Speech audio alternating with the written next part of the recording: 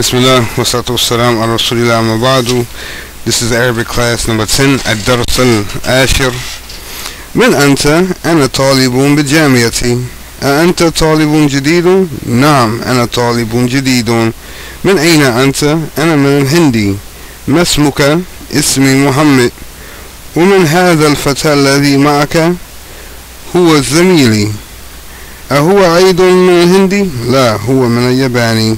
ما اسمه؟ اسمه حمزة. ما لغتك يا محمد؟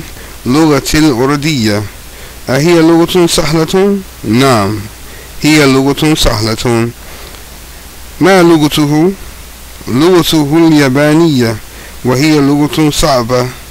أين أبوك؟ أبي في الكويت وهو طبيب شاهر. أين أمك؟ هي أيضا في الكويت مع أبي، هي مدرسة هناك. أذهبت إلى الكويت يا محمد؟ نعم ذهبت. زميلك أين أبوه؟ أبوه في اليابان، هي تاجر كبير. ألك أخ يا محمد؟ نعم لي أخ واحد اسمه أسامة وهو معي هنا في المدينة المنورة. ولي أخت واحدة اسمها زينب وهي في العراق مع زوجها مهندس. أعندك سيارة يا أخي؟ لا ما عندي سيارة، عندي دراجة، عنده سيارة. In this lesson we deal with some points, and one of the first points that we deal with is Damirul Jar. Ad-Damirul Jar. And the Damirul Jar would be in this example, Masmuka Ismi. Ismi is a Damirul Jar.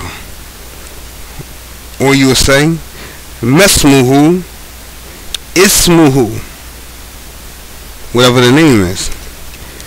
This ya saying me, and then you say with this, the who saying he, or the has saying her. These are considered Damirul Jar. Ad-Damirul Jar. And when you deal with, when you write the word Masmuka or Masmuhu, you have the ma, which has an alif addition to it. Then you have a hamzatul wasl right there, right next to it. And in this ruling in the Arabic language is that two sukoons cannot be placed in one sentence together. They can't be preceding each other.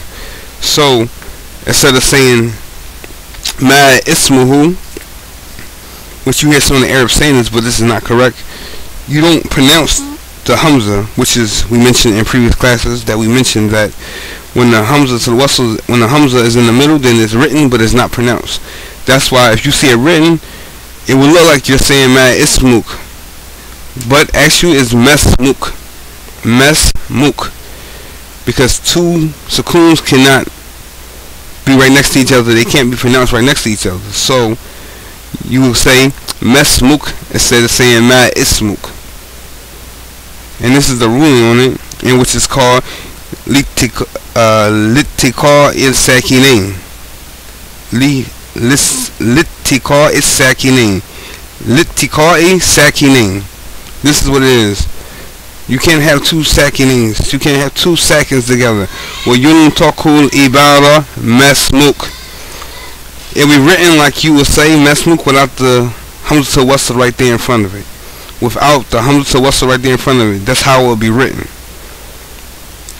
And another example is أَيْنَ كِتَابُكَ كِتَابِي عَلَى الْمَكْتَبِ كِتَابِي عَلى الْمَكْتَبِ. Or you'll say Ma dinuka, Deen al-Islam. Or you'll say Aina abuka, Abi fil hamami. And like that.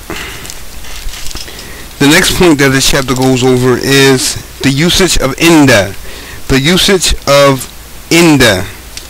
The way that you will use inda. For example, ما عندك عندي كتاب. indi kitabun. Or another example is zamiluka hamidun madha indahu. Or you could say indahu sa'atun. Or you could say indaka qalamun. Naam, indi qalamun. Or you could say indaka haqibatun la ma indi kitabun. So this is what you could say regarding that. And the next point that this chapter goes over is the usage of li, laka, lahu, laha. For me, for you, for him, and for her. This is the next point that the chapter goes over, is that, like you would say, alaka akhun, naam li akhun. Or you could say alaka akhun, la ma li akhun, or la li akhun. Or you would say alaka ukhtun, la ma ukhtun. So basically the lak is to say for me, like I have. Alaka akhun, do you have brothers? Alaka ukhtun, do you have sisters?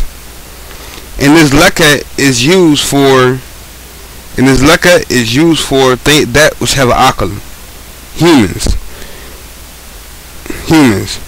And indi is used for things that don't have an aql, like a book, a shelf, a table, a computer, anything like that. Then you'll say indaka, do you have maktabun, do you have a desk? Or indaka qalamun, do you have a pen? Inda is used for li ghayr al-aql, things without an intellect. And laka is used for lil aqli, that which has an aql. And the next point that this chapter goes over is the uses of zahabtu and zahabta. Zahabtu saying I went, zahabta you went. Zahabta, zahabtu I went, and zahabta you went. An example for that is zahabta ila makkata. Naam, zahabtu ila makkata. Or zahabta ila riyadi, ma la zahabtu ila riyadi. So this is that right there is basically a point which talks about, it's sarf. You're changing the verb. The natural verb is dhahaba, he went, dhahabat, she went. But now you're talking in a case where you're using a past tense verb in a way which is called a fi'lul mutakallim, and this is the fi'l of the speaker. When you're speaking, your action is somebody going somewhere. Az-zahabta ila Yemen, are you going to Yemen? And you're the speaker, so you say zahabta, and that ta is indication of anta, you. And then when you respond, you say la ma zahabtu ila Yemen. No, I'm not going to Yemen. No, I'm not going to Yemen. The next point that this chapter goes over is the i'rab of akhun wa abun, which is also called the asma, one of the asma al-khamsa. An example for this asma al-khamsa is okay, it's in the, so you have let me get to the examples of that right now. Okay, and you're using it with the actually these asma al-khamsa with the